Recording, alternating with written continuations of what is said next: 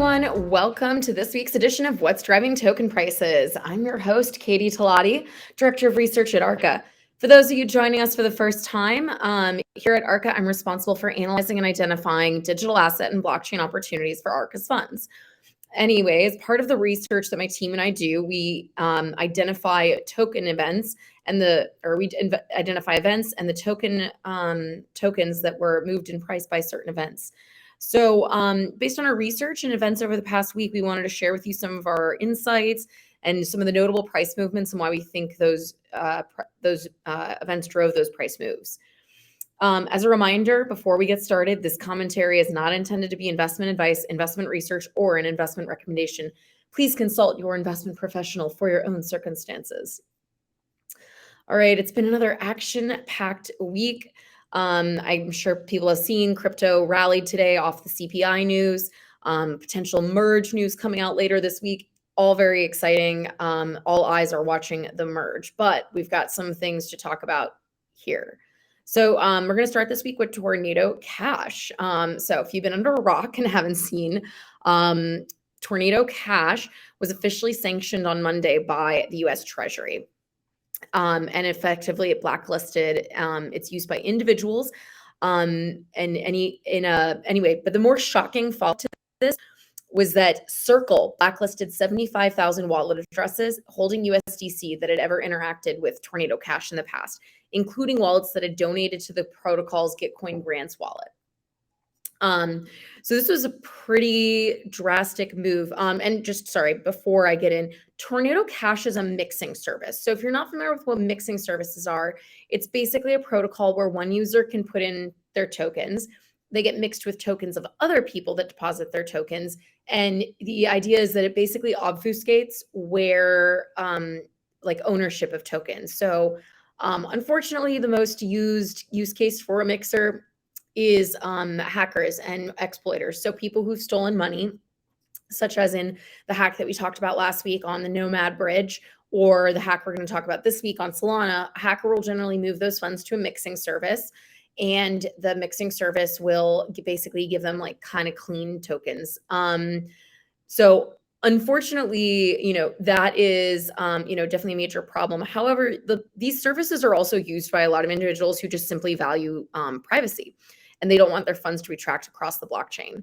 I can tell you that there are a lot of people who want to be able to maintain privacy when interacting on blockchain and crypto, because at the end of the day, having all your transactions out in the open is potentially dangerous, especially if somebody does identify you as the wallet holder.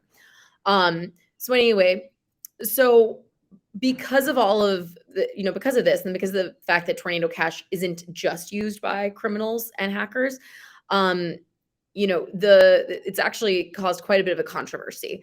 And it's really sparked a bit of an ethical conversation within crypto of like, how do we handle things like this? And like, how do we, do you blacklist every wallet that's ever interacted with something like a Tornado Cash or even donated? It brings up a lot of questions. By the way, further on top of this, Infura and Alchemy, which are basically, you can think of like, they're like internet infrastructure pieces that connect blockchain with the internet.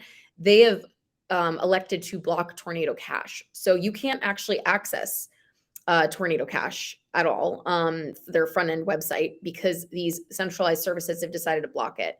So again, this is opening up a really interesting conversation. I really encourage people to like look on Twitter and see what people are talking about around this, because obviously it makes sense that the US government would want to sanction Tornado Cash, but at the same time, like I said, it's kind of a bit of a slippery slope, right?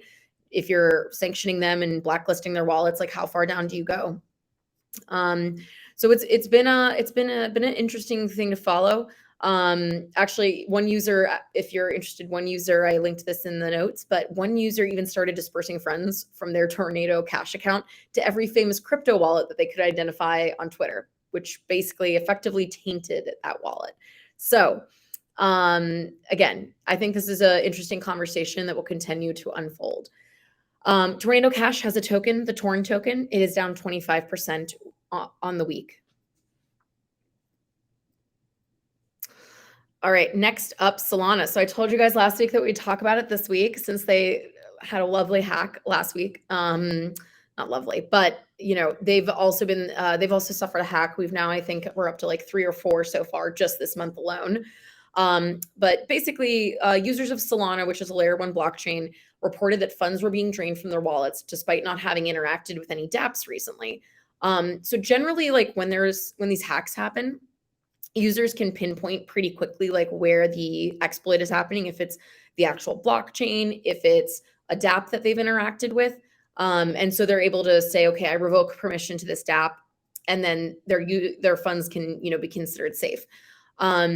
So like I said, what was really what left actually people like a lot of uncertain was that many were scared that funds basically got drained from multiple wallets and there was no discernible connection at first. And people who hadn't even touched their wallets in months went to open them to find that all their money was gone. So a lot of confusion and kind of pandemonium around what's going on, how do we protect ourselves? So that's why this hack was particularly scary. But essentially, after several days, it was revealed that Slope, which claims to be a non-custodial wallet for Solana, had carelessly left the private keys of its users' wallets in plain text files. So when Slope suffered a breach, the private keys were readily available and attackers were able to drain funds.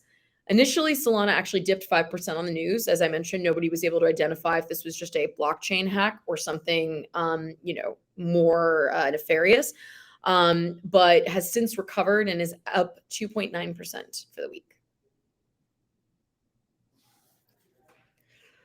All right, last but not least, we have Flow. So last week, Meta, aka Facebook, announced it's going to roll out NFT support across 100 countries on Instagram. This is actually like really big news. I don't think anybody really took a good look at this or digested it. This means that NFTs are going to be readily available to Meta's user base.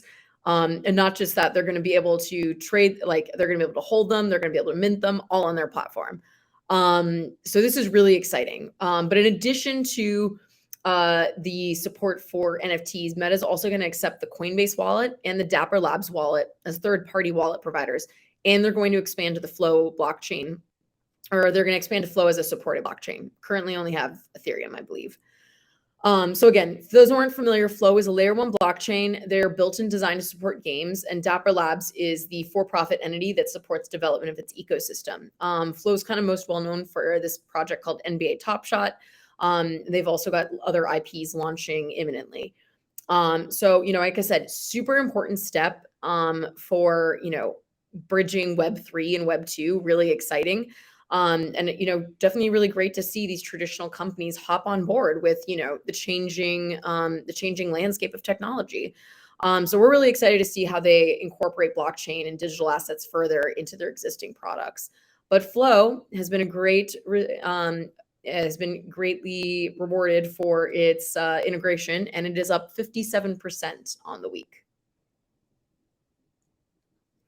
All right, guys. That's all I have for you this week. I hope you enjoyed our insights. Tune in here again next Wednesday at 1 p.m. Pacific to hear what's driving token prices.